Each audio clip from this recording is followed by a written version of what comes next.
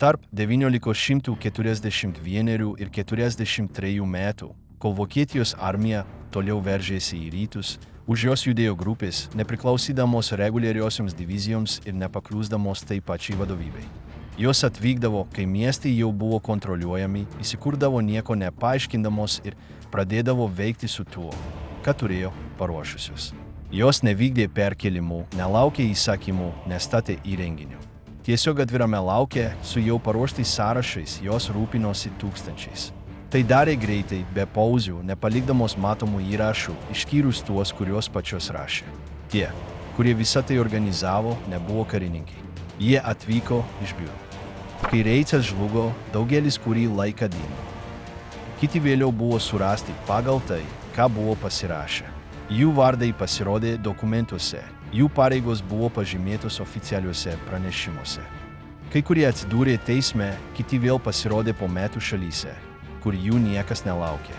Ir tada kyla klausimas, kaip baigė tie, kurie vadovavo žudynėms.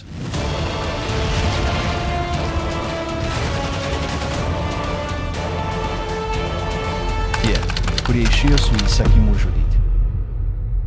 1941 metų pradžioje policijos mokykla Pretz mieste, netoli Elbės upės, tapo susitikimo vieta tūkstančiams su susijusių asmenų. Jie atvyko iš įvairių biurų. Tyrėjai, šnipai, paprasti policininkai, ginkluotojo sparno kariai ir aukšti administracijos pareigūnai. Daugelis jau turėjo patirties anksčiau Vokietijos okupuotose zonose, ypač Lenkijoje. Kai kurie kalbėjo rusiškai, kiti turėjo gerų ryšių. Keli turėjo universitetinį išsilavinimą, net daktarų laipsnius. Visiems buvo pasakyta, kad jie dalyvaus kažkame ypatingame, bet nesuteikiant daug detalių. Judėjimas link Pretz ištuštino ištisas akademijas.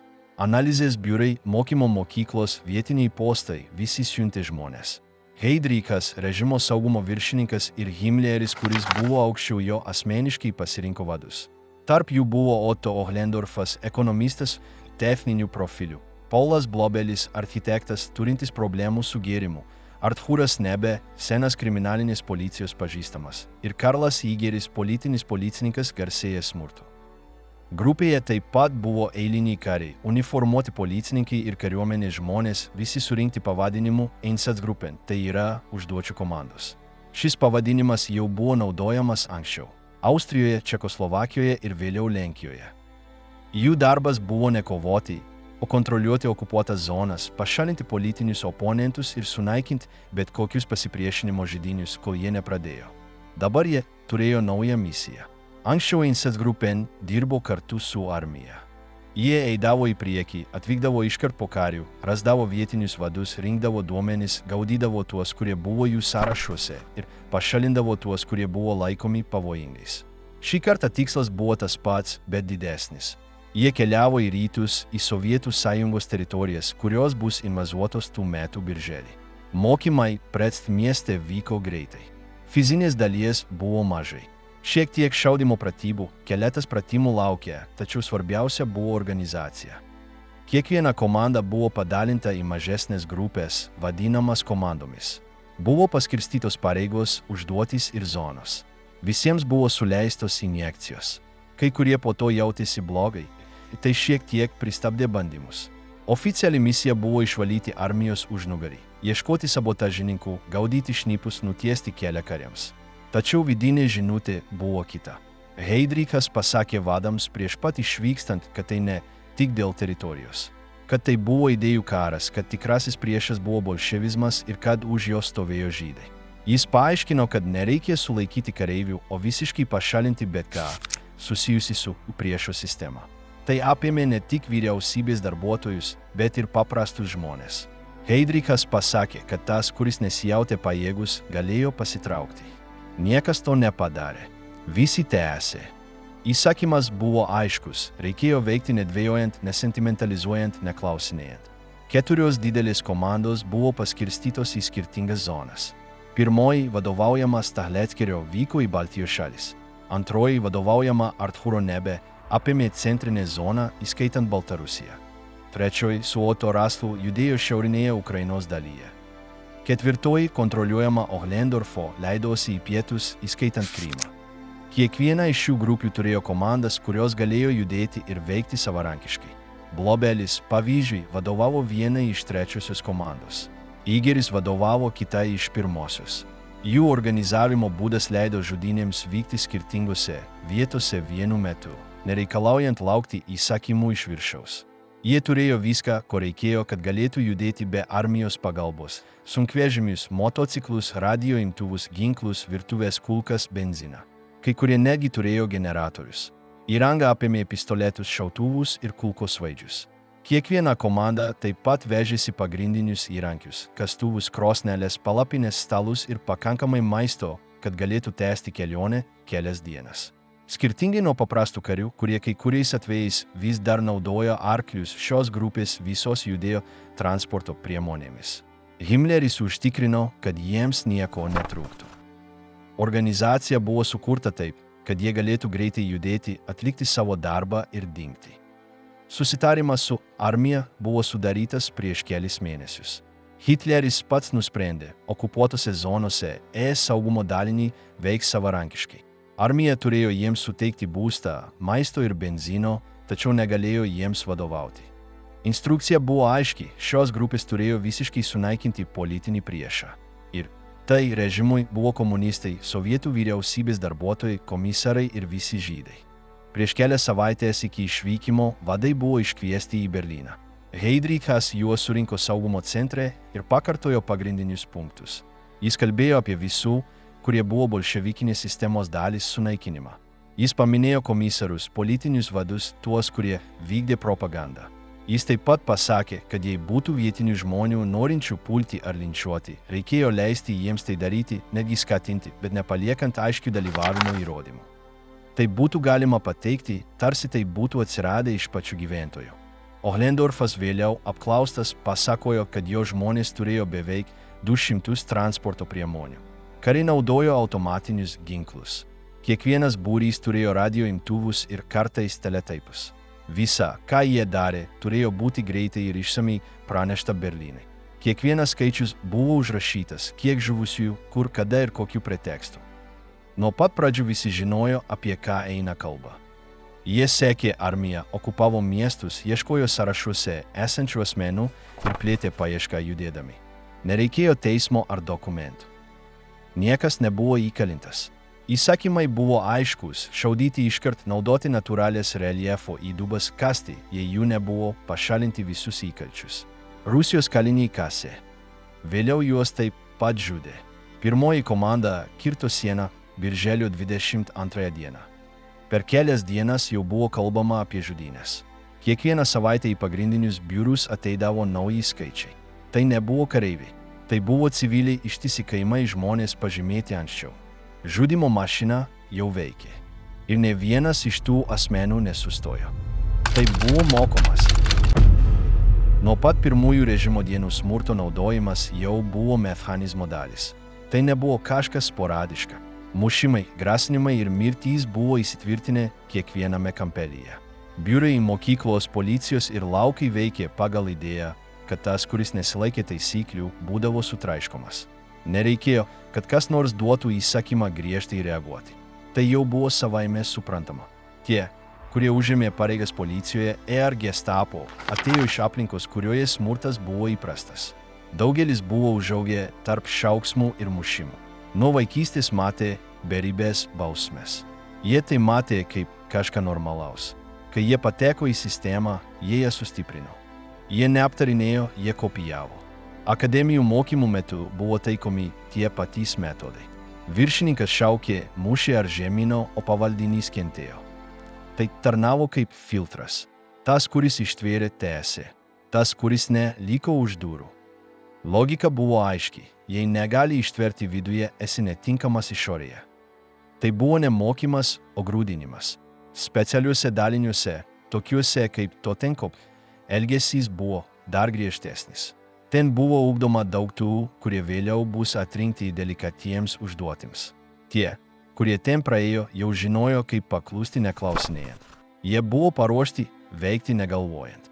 Kai kurie iš tų, kurie vėliau vadovaus masinėms žudynėms, jau nuo pat pradžių turėjo tokį profilį. Jie padarė karjerą sistemoje, kurioje bausmė buvo kasdienybė. Jie matė, kaip buvo taisomi tie, kurie klydo. Kai jie pakildavo pareigose, jie elgėsi taip pat su tais, kurie buvo žemiau. Tai buvo besikartojanti grandinė. Kai jiems duodavo naują užduotį, jiems nereikėjo daug nurodymų. Jie jau žinojo, ką reikia daryti. Jei jų prašydavo ką nors sulaikyti, jie tai darydavo. Jei reikėjo nuležti į atokią vietą, taip pat. Jei kitas žingsnis buvo šaudyti, jie tai darydavo. Nes jie tai jau matė anksčiau ir žinojo, kad problema buvo ne peržengti ribas, o abejoti. Po kiekvieno veiksmo niekas nebuvo analizuojama. Buvo pereinama prie kito. Nebuvo vietos galvoti, ar tai buvo gerai ar blogai. Buvo manoma, kad tai buvo gerai. Viskas buvo patvirtinta iš viršaus. Niekas neprašė nuomonių. Tik rezultatų. Tie, kurie pateko į Einsatz grupėn, jau turėjo tą mentalitetą galvoje. Jie buvo perėję įvairius sistemos lygius. Jie jau buvo dalyvavę sulaikymuose, apklausose, perkelimuose ir daugeliu atveju ankstesnėse egzekucijose. Pereiti prie masinių žudynių jiems nebuvo taip šokiruojanti kaip bet kam kitam. Jie jau buvo matę kraujo. Jie jau mokėjo vykdyti įsakymus nedvejodami. Keitėsi tik kiekis. Pokario apklausose keli pasakojo, kad iš pradžių tai juos paveikė. Bet laikui bėgant tai tapo įpročiu. Vienas sakė, kad iš pradžių jam drebėjo rankos. Po to jau nebe. Kitas pasakojo, kad pirmą kartą vėmė, bet vėliau nebeturėjo problemų. Tai nutiko jiems ir daugeliui kitų. Kai tik kas nors pirmą kartą iššaudavo, atgalinio kelio nebuvo. Kitą dieną jis tai darydavo lengviau. Po savaitės net negalvojo apie tai. Aplinka padėjo. Jei visi darė tą patį, tu neišsiskyrai. Ir jei darydavai gerai, tave sveikindavo. Kai kurie net buvo paaukštinti už tai, kad vykdė be svyravimų. Kiti buvo pakeisti, jei rodė silpnumą. Kalba taip pat buvo viso to dalis. Nebuvo sakomi žodžiai, tokie kaip žudyti ar šaudyti. Buvo naudojami posakiai, tokie kaip operacija, evakuacija, specialus veiksmas. Tokie kalbėjimo būdai kūrė atstumą. Jie darė, kad viskas atrodytų kaip eilinės procedūros dalis. Tai padėjo tiems, kurie tai darė nesustoti. Kiekiai nebuvo rodomi kaip nelaimė. Jie buvo tik skaičiai. Ataskaitoje galėjo būti pasakyta, kad tam tikrame mieste buvo nužudyta 500 žmonių ir iškart po to sekė kitas su kitu skaičiumi. Viršininkai matė tas ataskaitas ir jas organizavo nieko nerodydami. Nebuvo kalbama apie vyrus, moteris ar vaikus. Buvo kalbama apie vienetus. Tie, kurie vadovavo kiekvienai grupiai, žinojo, kad nebuvo žiūrima, kaip jie tai daro, o kiek pažengė. Jei jie atitiko numatytus skaičius, juos sveikino. Jei ne, juos skubino. Tai sukėlė vidinę konkurenciją. Kai kurie bandė išsiskirti žudydami greičiau. Kiti siūlė naujus būdus, kaip padidinti našumą. Tai jau nebuvo idėja. Naikimas vyko. Kiekviena komanda turėjo savo sąrašą ir savo tikslą. Įsakymai buvo vykdomi nenukrypstant. Popieriai aiškiai tai teigė. Buvo pavardės, instrukcijos ir ataskaitos. Tai buvo nesustabdoma grandinė. Jie keliavo iš kaimo į kaimą nesustodami. Tokioje aplinkoje tas, kuris nedarė to, ko buvo tikimasi, buvo pažymėtas. Kai kurie bandė išsisukti. Jie sakė, kad nesijautė pajėgus. Bet tai nebuvo įprasta. Dauguma prisitaikė. Jei nenorėjai šaudyti, tave skyrė daryti ką nors kitą. Kasti duobės, saugoti, vairuoti. Kažkaip visi galiausiai įsitraukdavo. Ir tai vėliau apsunkindavo išėjimą. Ne visi pakluso iš baimės. Daugelis tai darė įsitikinę. Jie metus klausėsi to paties. Jie buvo auklėti idėją, kad priešą reikia ištrinti iš žemėlapio. Jie tai girdėjo pokalbiuose, skaitė brošiūrose, matė plakatuose. Tai nebuvo tik įsakymas. Tai buvo pasaulio matymo būdas. Smurtas jiems nebuvo kažkas atskiro.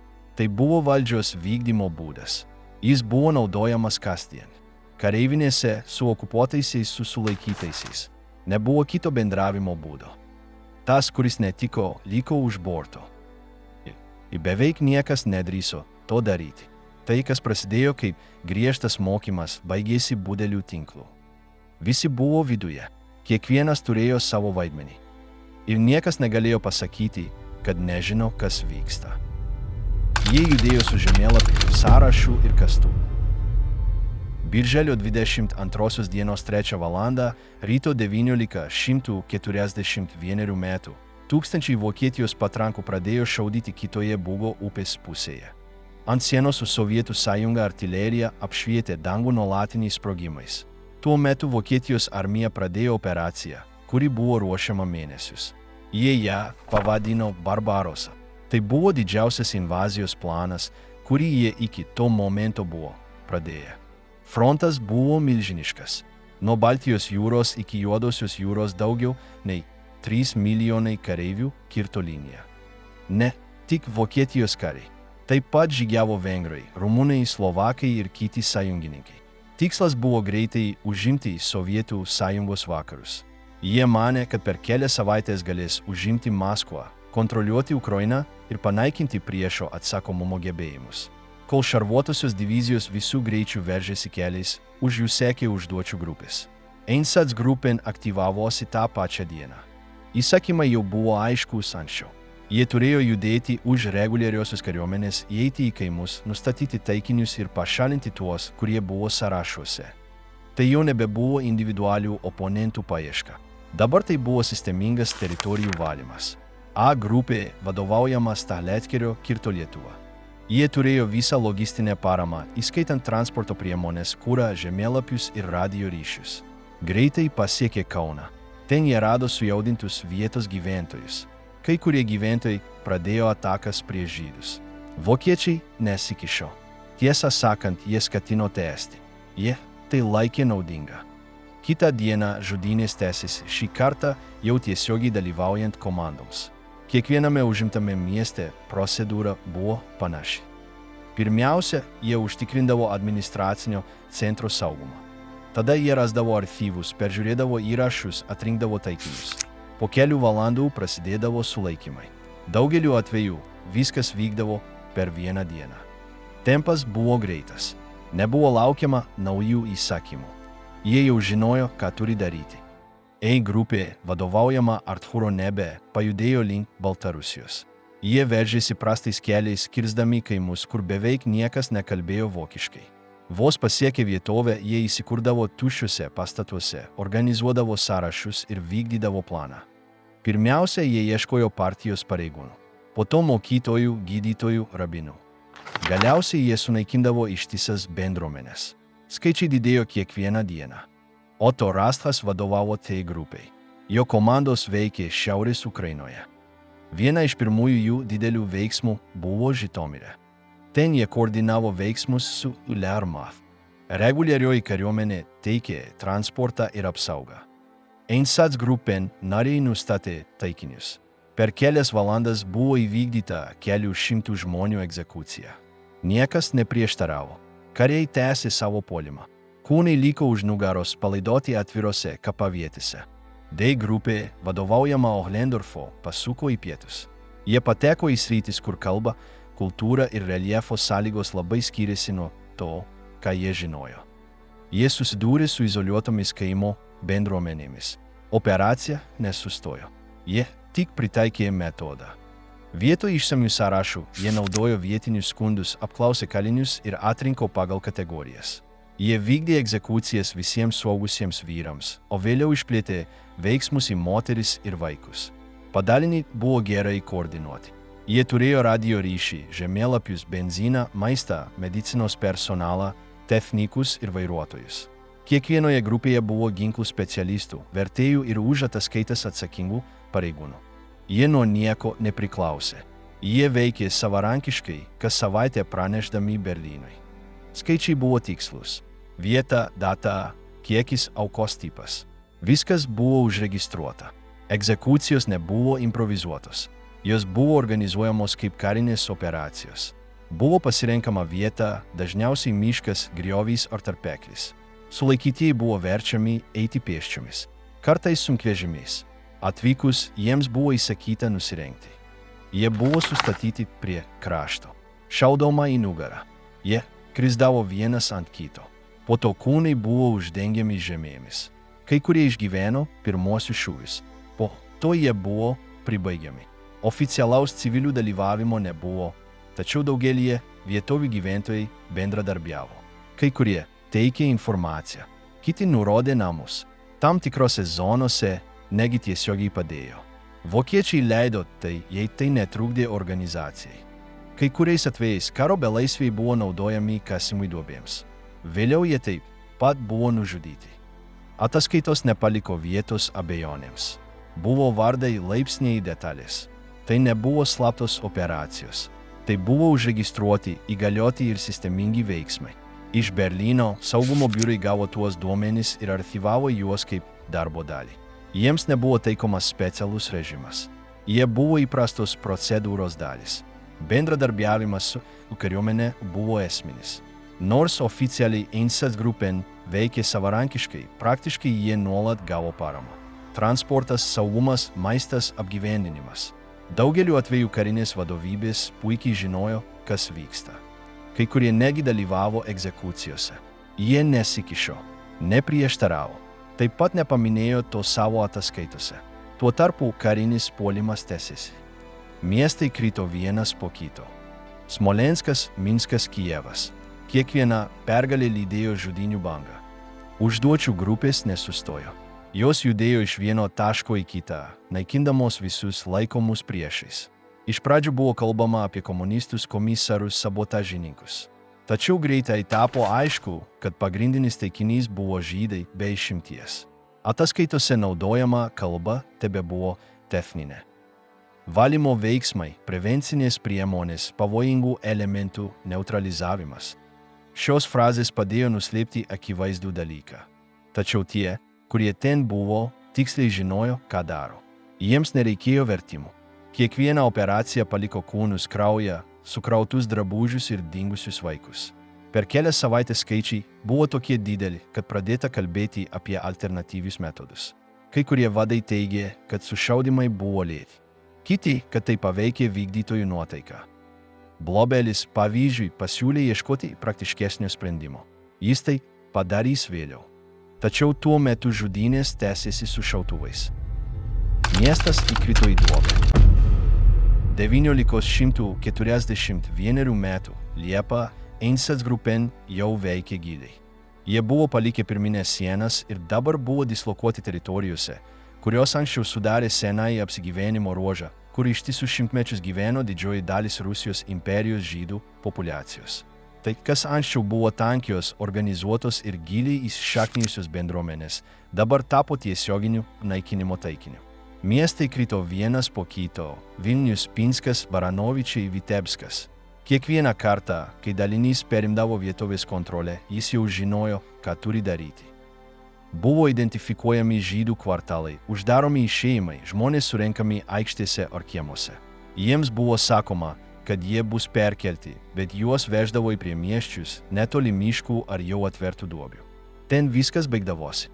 Vilniuje žudynės prasidėjo beveik iš karto. Atsakinga komanda, vykdydama tiesioginius įsakymus, nužudė tūkstančius panerių miškuose. Kūnai buvo metami į natūralius šulinius. Šaudoma buvo be pauzės. Diena po dienos. Aukos atvežamos sunkvežimiais pėsčiomis eilėmis. Buvo sąrašai, bet daugeliu atveju pakako priklausyti nurodytai grupiai. Vaikai buvo vedami kartu su tėvais. Seni žmonės nesulaukdavo jokio kitokio elgesio. Egzekucijos buvo vykdomos partijomis. Bendruomenės struktūros buvo išardytos per kelias dienas. Sinagogos buvo uždarytos, apiplėštos arba sunaikintos. Archyvai sudeginti. Namai pažymėti. Gyventojams buvo įsakyta nešioti matomą ženklą – žvaigždę ant drabužių. Po to tas ženklas jau neturėjo reikšmės. Sprendimas buvo priimtas. Tikslas buvo išnaikinti žydų buvimą kiekvienoje zonoje. Pinske operacija buvo vykdoma etapais. Pirmiausia buvo sutelkti darbingo amžiaus vyrai. Jie buvo atskirti. Buvo paskelbta, kad jie bus mobilizuoti remonto darbams. Tačiau darbų nebuvo. Juos nuvedė į mišką, privertė kasti apkasus, sustatė eilėmis ir nužudė. Pažeminta žemė vos dengė kūnus. Po kelių dienų atėjo moterų ir vaikų eilė. Procedūra buvo kartojama visų grupių. Nebuvo poreikio koordinuoti veiksmų tarp komandų. Kiekvienas dalinys veikė savo tempu, savo metodų, savo įrangą. Kai kurie naudojo mažus būrius. Kiti naudojo vietinę karinę paramą. Kartais bendradarbiavo Ukrainos, Lietuvos ar Baltarusijos partizanai. Jie pateikė vardus, nurodė namus, net padėjo vykdant egzekucijas. Mainais jiems buvo pažadėtas turtas. Žemė, baldai, drabužiai. Tokiose vietovėse kaip Minskas, kur žydų bendruomenė buvo gausesnė, buvo įkurti laikini getai. Jie ilgai netruko. Jie buvo naudojami gyventojams sutelkti, transportui organizuoti ir egzekucijoms vykdyti tvarkingiau. Kartais jie būdavo ištuštinami per kelias savaitės. Šaudymai buvo nuolatiniai. Traukiniai, jei jų nebuvo, buvo pakeisti pėsčiųjų kolonomis. Einsatzgruppen vadai neslėpė, ką daro. Jie rašė kasdienės ataskaitas. Minėjo skaičius, apibūdino vietas, detalizavo veiksmus. Grupės viduje jie nenaudojo eufemizmų. Tik ataskaitose Berlynui. Ten jie kalbėjo apie specialias akcijas, apie raminimą ar problemų sprendimą. Bet visi žinojo, ką reiškia kiekvienas žodis.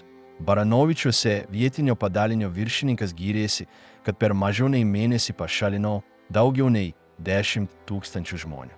Jis turėjo visišką civilinės administracijos paramą. Vietinė policija aktyviai dalyvavo.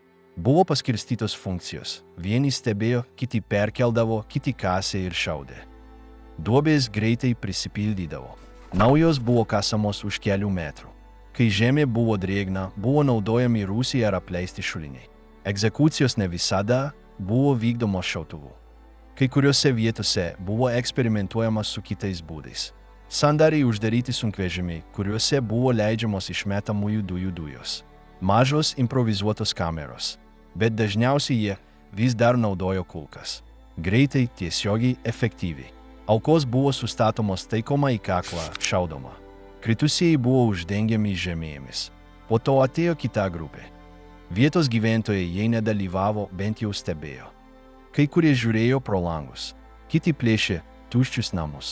Buvo ir tokių, kurie praneždavo iš anksto. Apskųsti buvo įprasta. Ištisos šeimos buvo atiduodamos kaimynų.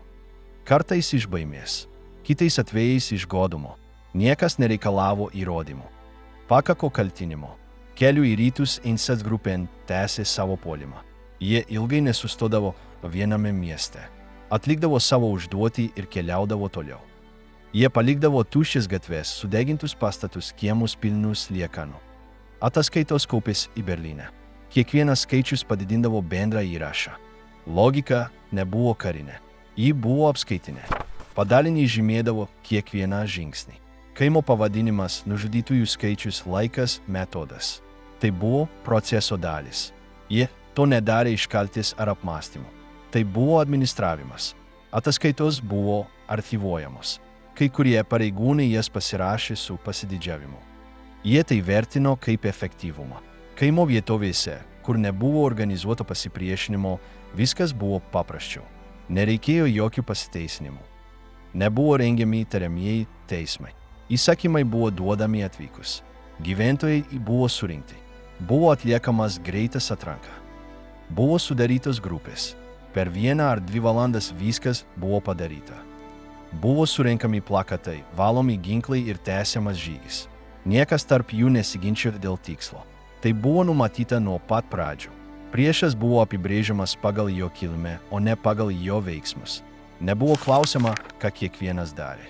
Svarbu buvo tik tai, kuriai grupiai jis priklausė. Ir jei tai buvo neteisinga grupė, pabaiga buvo nuspręsta anksčiau. Operacija kirtus apsigyvenimo ruožą tapo dar intensyvesnė. Atstumai didėjo, sąlygos buvo sunkesnės, bet tikslas liko. Kai vadas norėjo viską pamatyti. Heinrichas Himmleris dažnai pasirodydavo frontuose, tačiau kai tai padarydavo, viskas pasikeisdavo. 1941 metų antroje pusėje jis nusprendė keliauti į Ukrainą. Tai nebuvo neformalus vizitas. Jis norėjo asmeniškai pamatyti, kaip vykdomos jo patvirtintos operacijos. Jis nevyko su biuro kostiumu.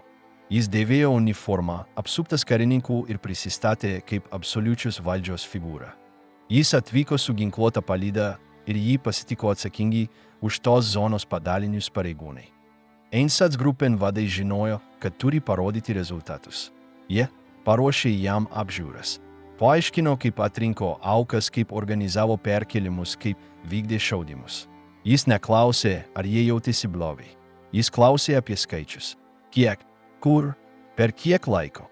Nikolajeve vietinių padalinių vadai jo buvimo metu suorganizavo egzekuciją. Ne kaip spektaklį, o kaip efektyvumo įrodymą. Kaliniai jau buvo atrinkti. Jie buvo perkelti prieš kelias dienas. Juos palydėjo į atvirą lauką. Tranšėjos jau buvo paruoštos. Šauliai žinojo, ką daryti. Nebuvo kalbų. Tik veiksmas. Himleris stebėjo stovėdamas rankas už nugaros. Pirmoji grupė buvo pastatyta prie krašto. Buvo šaudoma nedelsiant. Kai kurie kūnai nukrito į dugną. Kiti liko kaboti. Kiti buvo stumiami į priekį. Tempas buvo pastovus. Himleris nekalbėjo. Tik žiūrėjo. Tam tikrų momentų vienas iš vykdytojų suklydo. Šūvis nebuvo mirtinas. Kalinys nukrito sužeistas ir skundėsi. Už tai atsakingas pareigūnas išsitraukė savo trumpai ginklą ir pribaigė vienu šūviu. Himleris atsisuko, įkvėpė, bet nepakomentavo. Po egzekucijos jis kalbėjo su pareigūnais. Jis jiems pasakė, kad jie atlieka istorinę pareigą. Kad tai, ką jie daro, nėra dėl jų pačių, o dėl ateities. Kad griežtumas yra būtinas. Kad tik stipriausi galės nešti tą naštą nesulūžę. Jis nenaudojo švelnių žodžių. Neprašė gailesčio. Jis tik patvirtino misiją. Kitomis dienomis jis aplankė kitus miestus. Jis buvo Dniepropetrovske, Zaporožėje ir kitose taškuose, kur daliniai jau buvo baigę panašias operacijas. Jam buvo pateiktos ataskaitos, aukų sąrašai, žemėlapiai su perkelimo maršrutais. Kiekvienoje vietoje modelis buvo tas pats. Ištuštinti getai, nužudyti žydai, ištrintos bendruomenės. Himleris nieko neklausė. Jis patvirtino tai, ką tikėjosi pamatyti. Davė nurodymus, kaip pagerinti greitį. Siūlė, kai įmanoma, naudoti mažiau šaudmenų. Pasiūlė metodus, kaip sutaupyti laiko rikiavimai. Plokštumoje pagyrė vietinių policijos pajėgų bendradarbiavimą. Rekomendavo padidinti nevokiečių paramos naudojimą. Teigė, kad geriau, jei kaimai dalyvauja. Pasak jo, tai buvo kruopščiau valoma. Pavaldiniai jo klausėsi nenutrūkstamai. Jie užsirašinėjo. Jie žinojo, kad jo vizitas buvo ne tik patikrinimas. Tai buvo tiesioginis įvertinimas. Kas neparodys efektyvumo, bus pakeistas. Todėl skaičiai buvo esminiai. Jam buvo rodomi dokumentai su tūkstančiais egzekucijų. Koduoti pavadinimai. Pašalintos kategorijos. Grafikai su stulpeliais. Jie elgėsi su juo taip, tarsi tai būtų auditas. Vienas iš labiausiai vertinamų aspektų buvo absoliuti kontrolė. Jis sakė, kad negali būti jokių abejonių ar išimčių. Jei kas nors kvestionuotų įsakymą, jis turėjo būti pašalintas. Jei kas nors parodytų silpnumą, geriau jį perkelti. Plano grynumas, pasak jo, buvo be dvejonių vykdymas. Himleriui problema buvo nesmurtas. Problema buvo netvarka. Po apžiūros jis grįžo į Berlyną. Jis nepateikė jokių viešų pareiškimų. Jis nerašė memuarų. Jam nereikėjo palikti įrašų. Sprendimai jau buvo priimti anksčiau. Tai, ką jis padarė, buvo patvirtinti vietoje, kad jo įsakymai buvo vykdomi taip, kaip jis juos sukūrė. Ir jis paprašė, kad procesas jokių būdų nesustotų. Pareigūnai lydėję jį tortūro metu liko savo postuose. Kai kurie buvo paaukštinti. Kiti išsiųsti į naujas zonas. Visi žinojo, kad išlaikė išbandymą. Himlerio vizitas nebuvo simbolinis aktas. Tai buvo būdas pabrėžti, kad žudynės nebuvo atsitiktinumai, nukrypimai ar perteklius. Jos buvo centrinio plano dalis. Per tas dienas įvykusios egzekucijos nesiskiria nuo ankstesnio. Tačiau jos įgijo naują svorį. Jos turėjo tiesioginį aukščiausio pareigūno patvirtinimą. Joms nereikėjo slėpimo. Nereikėjo apsmetinėti. Jos buvo daromos, registruojamos, archyvuojamos. Archyvas buvo liudininkas. Vėlesnėse ataskaitose minimas jo buvimas zonoje. Detaliai nenurodoma, ką jis matė. Tik pažymima, kad jis inspektavo dalinius, kad pagyrė vadus, kad paprašė patobulinimų. Toks rašymo būdas buvo įprastas. Kalba tebebuvo techninė. Bet visi, kurie ten buvo, žinojo, ką tai reiškia. Nuo to laiko vadai vietoje padidino greitį. Žudynės tapo dažnesnės. Skaičiai išaugo. Getai ištuštėjo greičiau. Ataskaitos buvo teikiamos kas kelias dienas. Spaudimas buvo didesnis. Niekas nenorėjo būti žemiau vidurkio. Sunkvežimiai buvo naudojami intensyviau. Buvo pakoreguoti surinkimo laikai. Buvo nustatyti trumpesni maršrutai į egzekucijos vietas. Duobės buvo kasamos iš anksto. Buvo samdoma daugiau vietinių bendradarbių, kad pagreitintų darbą. Viskas su vienu tikslu – įvykdyti planą. Tai, kas buvo vykdoma, jau neturėjo atgalinio kelio. Tai buvo nuolatinė operacija. Ji nepriklausė nuo karinio fronto. Ji nesustojo su oru. Ji nebuvo derinama. Įsakymai buvo duoti ir vykdomi be pauzės. Himmleris tai žinojo, to norėjo ir nepaliko vietos abejonėms. Tas, kuris neleido nukrypti. Po kelionės po Ukrainą, Himmleris neliko vietoje. Jis peržiūrėjo ataskaitas, kryžiavo duomenis, nagrinėjo žemėlapius ir toliau stiprino savo struktūrą iš Berlyno. Jis palaikė ryšį su kiekvienu regiono vadu. Prašė tikslių skaičių, vietovių ir procedūrų. Jis norėjo viską užregistruoti. Jei dalinys sumažindavo tempą, jis reikalaudavo paaiškinimų. Jei padidindavo, tai laikė efektyvumu. Jam svarbiausia buvo įvykdymas be svyravimų. Paraleliai jis pradėjo derinti koordinavimą tarp skirtingų šakų. Saugumo policijos, vietinių valdžios institucijų okupuotose teritorijose ir biurų sostinėje. Viskas turėjo atitikti tą pačią grandinę. Himmleris nedelegavo be kontrolės. Jis kišdavosi į detalės, net į atrodančius nereikšmingus klausimus. Pavyzdžiui, jis įsakė, kad transporto priemonės skirtos perkelimo užduotims turėtų pirmenybę degalų papildymui, kad keliai būtų laisvi mobiliesiems padaliniams, kad radio stotys būtų rezervuotos operatyvinėms ataskaitoms. Niekas kitas negalėjo jų naudoti transliacijų metu. Spaudimas nebuvo nukreiptas tik į apačią. Jis taip pat reikalavo, kad civilinis aparatas palengvintų judėjimą. Vokiečių valdytojai įsikūrę rytuose turėjo pateikti sąrašus, leisti patekti į pastatus, išlaisvinti resursus, perduoti archyvus. Bet koks trukdymas buvo laikomas sabotažu. Ir Himmleris to netoleravo. Vieną iš jų, Minske, jis pašalino už procedūrų trukdymą. Iš tiesų, jis tik paprašė daugiau laiko geto organizavimui. Tai neturėjo reikšmės. Jį pakeitė kitas, kuris neklausinėjo. Tuo tarpu skaičiai atkeliavę iš Einsatzgruppen toliau augo. Vadai siųsdavo ataskaitas su 1000 nužudytųjų per savaitę, kartais per dieną. Buvo pateikiamos detalės, amžius, lytis, tiksli vieta. Himmleriui nereikėjo visko skaityti. Jis turėjo padėjėjų, kurie jam apibendrindavo. Tačiau aptikęs bet kokį neatitikimą, jis jį pažymėdavo. Jis klausdavo, kodėl vienoje zonoje buvo įvykdyta mažiau nei numatyta. Kas nutiko? Ar trūko kulkų, ar sugedo transportas, ar nepakako personalo. Kad išlaikytų tempą, jis organizavo naujus patikrinimų turus. Šį kartą tai nebuvo jis pats, o patikimi pareigūnai. Reinhardas Zeidrichas buvo vienas iš pagrindinių. Jie lankydavosi kareivinėse, kalbėdavosi su dalinių vadais, stebėdavo dalį proceso ir praneždavo. Svarbu buvo ne tai, ar viskas buvo daroma vienodai visur. Svarbiausia buvo tai, kad niekas nesustotų. Kad kiekvienas suprastų, jog planas neturėjo pauzių. Šiame kontekste buvo pradėti išbandyti kiti pašalinimo metodai. Viena iš nustatytų problemų buvo šaulių išsekimas. Kai kurie po 100 egzekucijų pradėdavo klysti. Drebulys. Jie pasiduodavo. Tada Himmleris paprašė alternatyvų. Ne iš gailesčio, o dėl efektyvumo. Jam nerūpėjo trauma, o produktyvumas. Taip atsirado pirmieji užsandarinti sunkvežimiai. Į juos buvo sudedami žmonės, uždaromos durys ir variklio dujos nukreipiamos į vidų. Po kelių minučių durys buvo atidaromos. Visi buvo mirę. Tam nereikėjo šaulių. Tik vairuotojas. Tyliau, greičiau. Jie buvo naudojami Čemno ir kitose vietovėse. Himmleris patvirtino šių metodų naudojimą. Jis taip pat paprašė įvertinti kitus būdus, jei jie pagreitintų procesą. Tikslas buvo aiškus – pašalinti kuo daugiau žmonių per kuo trumpesnį laiką, sunaudojant kuo mažiau išteklių. Galutinis sprendimas buvo įgyvendinamas be didelių pranešimų.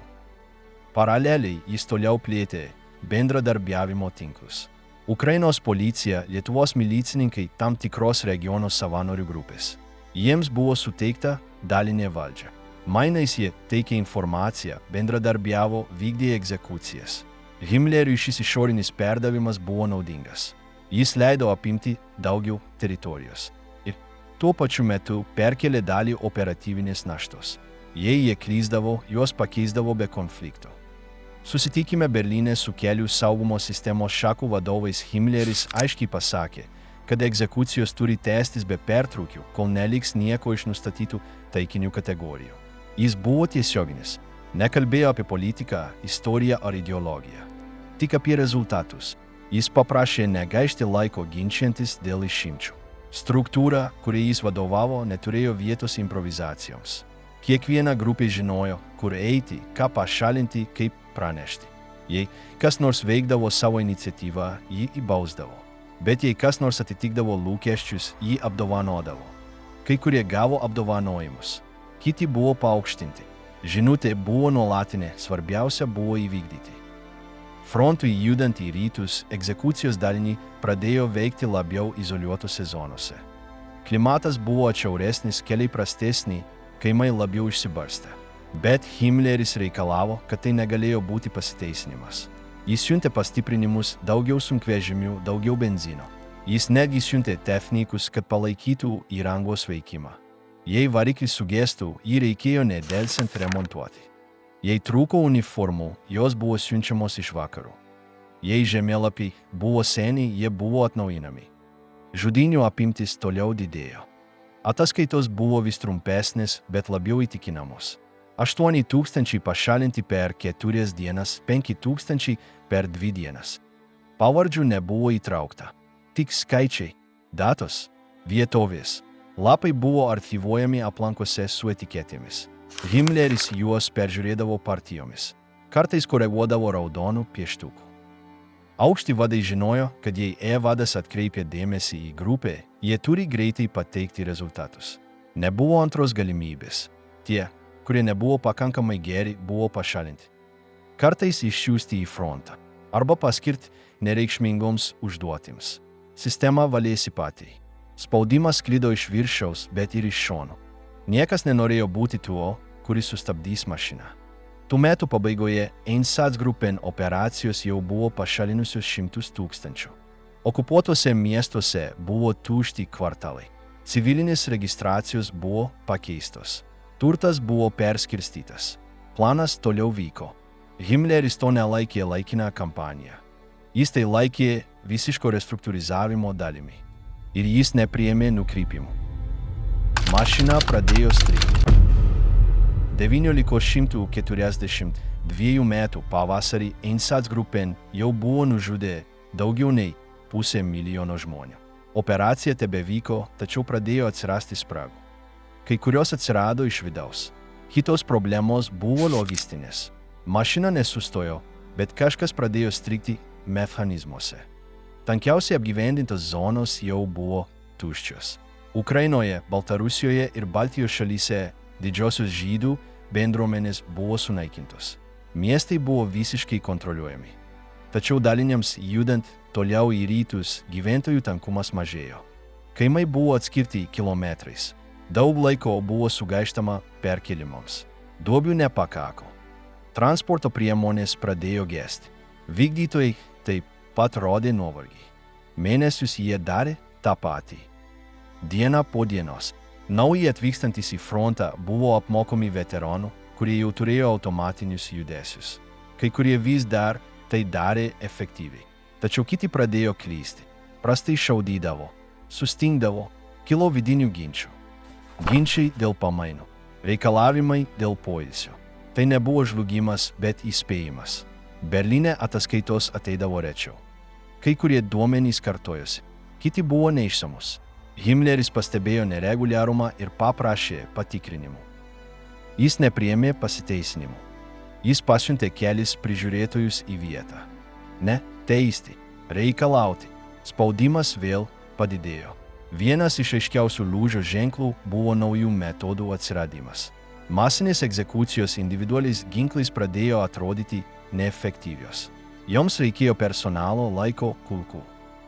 Be to, jos paliko matomus pėdsakus. Atviros kapinės, liekanos, kraujas, liudytojai. Buvo galvojama apie pritaikytus sunkvežimius, tada apie stacionarias instaliacijas. Oficialiai dar nebuvo kalbama apie stovyklas, tačiau kai kurios pradėjo veikti pagal tą logiką. Pavyzdžiui, Čemnoje dujų sunkvežimiai veikė kaip tarpinis sprendimas. Aukos būdavo pakraunamos, durys uždaromos, anglies monoksidas atlikdavo likusį darbą. Po kelių minučių durys atsidarydavo. Visi būdavo mirę. Tam nereikėjo šaulių, tik vairuotojas. Tyliau, greičiau. Jie buvo naudojami Čemno ir kitose vietovėse. Himleris patvirtino šių metodų naudojimą. Jis taip pat paprašė įvertinti kitus būdus, jei jie pagreitintų procesą. Tikslas buvo aiškus – pašalinti kuo daugiau žmonių per kuo trumpesnį laiką, sunaudojant kuo mažiau išteklių. Galutinis sprendimas buvo įgyvendinamas be didelių pranešimų. Tuo tarpu rytų frontas tapo nestabilesnis. Sovietų žiemos puolimas sustabdė vokiečių puolimą. Kai kurie okupuoti miestai dabar buvo izoliuoti. Tiekimo linijos buvo trapios. Buvo atvejų, kai egzekucijų padaliniai kelias savaitės liko be pastiprinimo. Jie naudojo tai, ką rasdavo. Pakartotinai naudojo amuniciją. Miegodavo apleistuose pastatuose. Tokiomis aplinkybėmis vadai pradėjo teikti pirmenybę. Jie nebegalėjo apimti visų vietovių. Jie susikoncentravo į didesnius centrus. Maži kaimai buvo palikti vėlesniam laikui. Kai kurie vykdydavo egzekucijas pagal kategorijas. Pirmiausia suaugę vyrai, po to moterys be vaikų, po to vaikai. Ne todėl, kad bijotų. Todėl, kad trūko laiko. Vidiniai pranešimai pradėjo atspindėti šią įtampą. Buvo kalbama apie operacinius sunkumus, medžiaginius apribojimus, reorganizacijos būtinybę. Ataskaitos buvo šaltesnės, bet ir skubesnės. Tai nebuvo skundai, tai buvo įspėjimai. Sistemai reikėjo korekcijų. Kai kuriuose regionuose buvo intensyviai naudojami vietiniai bendradarbiai. Jiems buvo paskirtos visos užduotys – identifikavimas, perkėlimas, vykdymas. Mainais jie gavo ginklų, drabužių, grobio. Efektyvumas padidėjo, tačiau ir brutalumas. Kai kurios grupės vykdė žudynės be tiesioginio įsakymo. Jos veikė savo iniciatyvą nebaudžiamai. Vokiečių vadai jų nestabdė. Jie tik prašė pranešti. Tuo pat metu pirmosios žinios apie tai, kas vyksta, pradėjo sklisti už Reifo ribų. Londone, Vašingtone ir kitose sostinėse diplomatai gavo pranešimus. Jie nebuvo tikslus, bet jie minėjo žudynės, masinius dingimus, keistus judesius. Niekas neturėjo visiško vaizdo. Dar ne. Vokietijos viduje ši tema tebebuvo oficiali paslaptis. Tačiau sklandė gandai. Kai kurie kareiviai iš fronto rašė laiškus. Naudojo dviprasmiškas frazes. Kalbėjo apie sunkės užduotis, apie tamsias misijas. Šeimos nujautė. Jos neklausė. Tyla buvo susitarimo dalis. Nepaisant visko, Himleris nesumažino spaudimo. Jis sukvietė naujus vadovus, reorganizavo maršrutus, paprašė daugiau transporto priemonių. Tempas turėjo būti išlaikytas. Nors sistema rodė nuovargio ženklus, tikslas liko tvirtas.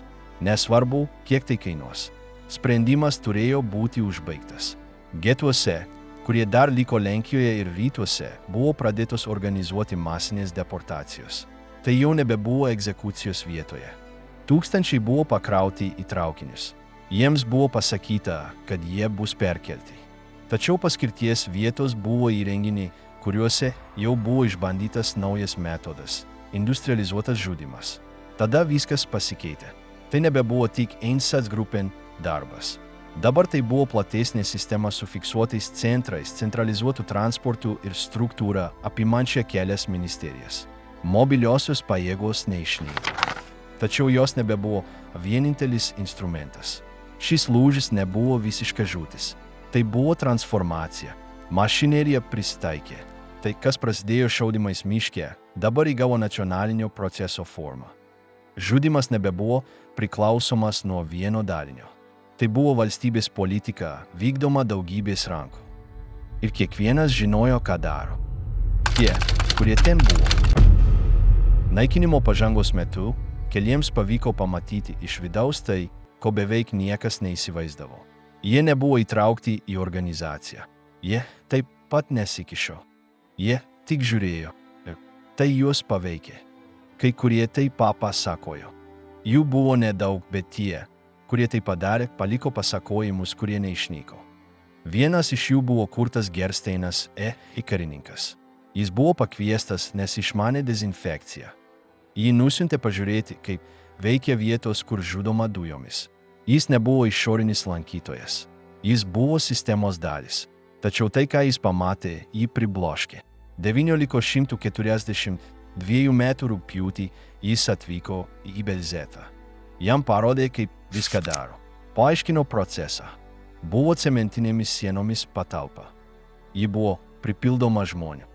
Durys gerai uždaromos. Valiklis įjungiamas. Dujos tekėjo per skubotai sumontuotus vamzdžius. Viskas truko apie 20 minučių. Tada atidarydavo. Kūnai krito sukrauti. Kai kurie dar judėjo. Jie šliaužė. Juos stumdė kastuvais. Gersteinas nekėlė skandalo ir neišėjo.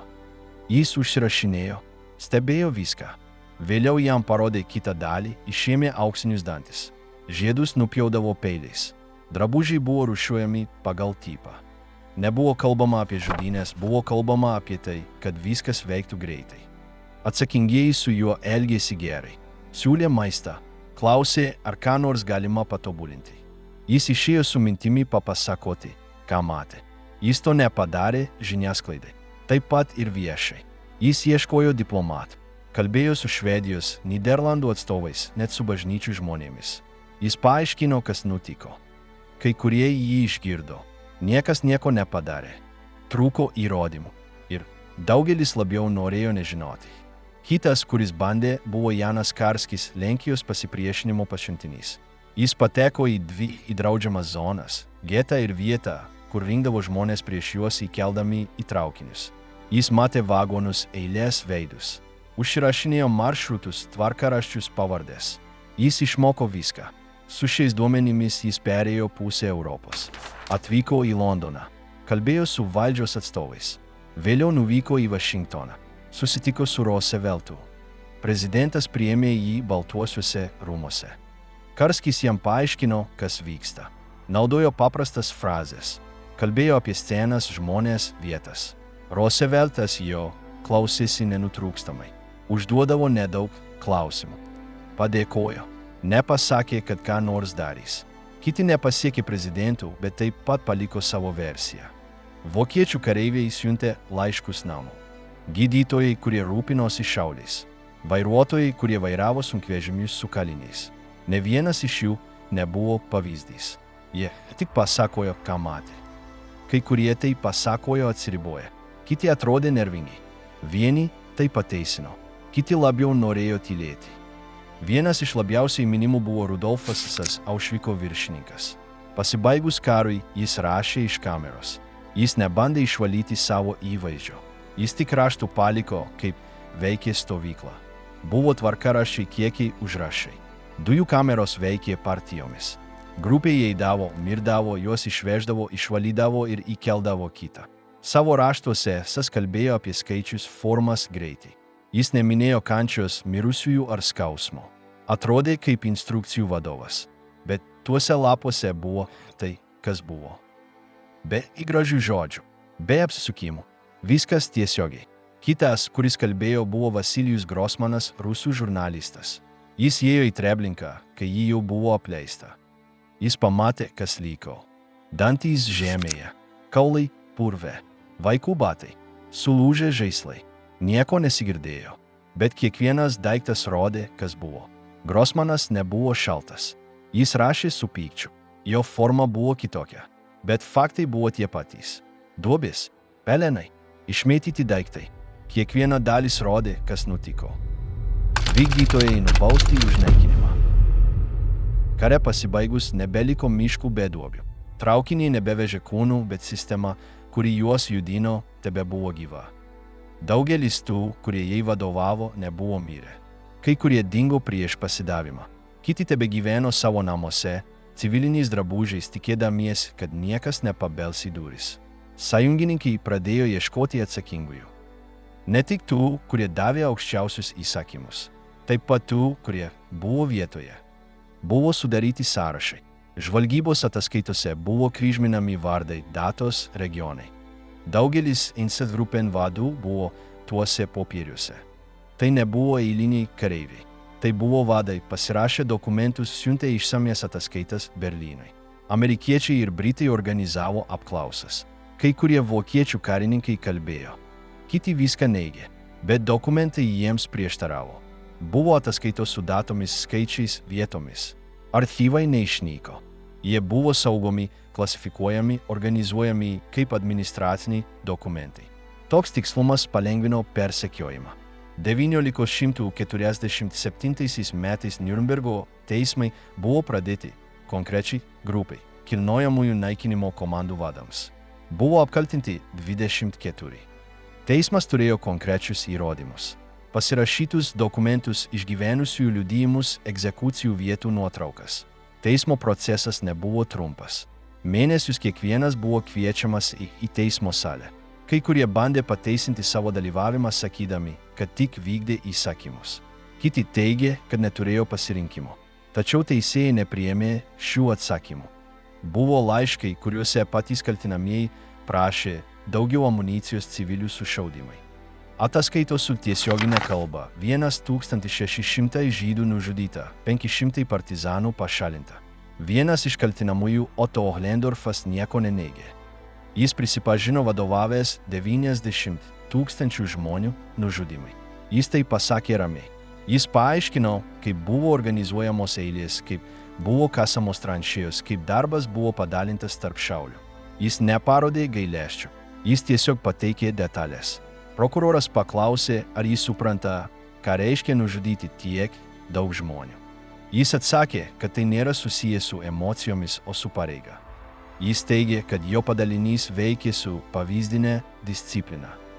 Jis nenukrypo nuo protokolo. Jie neimprovizavo. Jie padarė tai, kas jiems buvo įsakyta. Kai kurie egzekucijų liudytojai taip pat liudijo. Jie pasakojo, kaip buvo organizuojamos grupės, kaip aukos buvo verčiamos nusirengti prieš sustatant jas į eilę, kaip riksmai nutildavo po kito šūvio. Prokurorai pateikė nuotraukas. Juodai baltas, sukrauti kūnai, kaimo vietovės su atviromis tranšėjomis, drabužių krūvos. Teismas viską išklausė. Peržiūrėjo kiekvieną dokumentą. Nepasidavė kalboms, tik įrodymams. Galiausiai 14 kaltinamųjų buvo nuteisti mirties bausme. 4 gavo įkalinimą iki gyvos galvos, kiti į mažiau. Vienas buvo išteisintas. Egzekucijos buvo įvykdytos Landsbergo kalėjime. Pakartieji nepaliko paskutinių žodžių. Nebuvo kalbų. Tik įsakymai vykdomi iki paskutinės minutės. Ne, vienas neparodė matomų emocijų. Kai kurie mirė įsitikinę, kad tai, ką padarė, buvo teisinga. Kiti tylėdami. Tačiau teismai neužbaigė šios temos. 10 žemesnio rango pareigūnų nebuvo teisiami. Daugelis pabėgo į kitas šalis. Pakeitė pavardės. Susimaišė su perkeltais asmenimis. Naudojo netikrus dokumentus. Kai kurie persikėlė į Lotynų Ameriką. Kiti rado prieglobstį artimuosiuose rytuose ar vakarų Europoje. Tie, kurie turėjo ryšių, gavo pagalbą. Ilgus metus buvo organizuojamos naujos paieškos. Buvo surinkti atnaujinti sąrašai. Buvo lyginamos nuotraukos. Kai kurie buvo rasti po 10 mečių. Jie gyveno kitų vardų.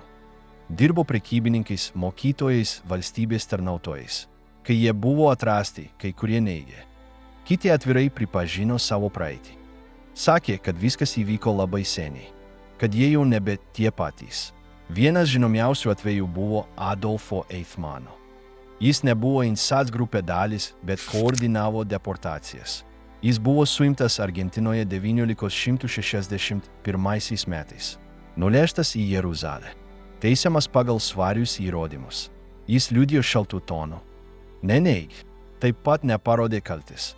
Jis buvo nuteistas ir įvykdyta mirties bausmė 1962 metais. Eichmanno teismas vėl iškėlė į dienos šviesą į tai, ką daugelis jau norėjo palikti praeityje.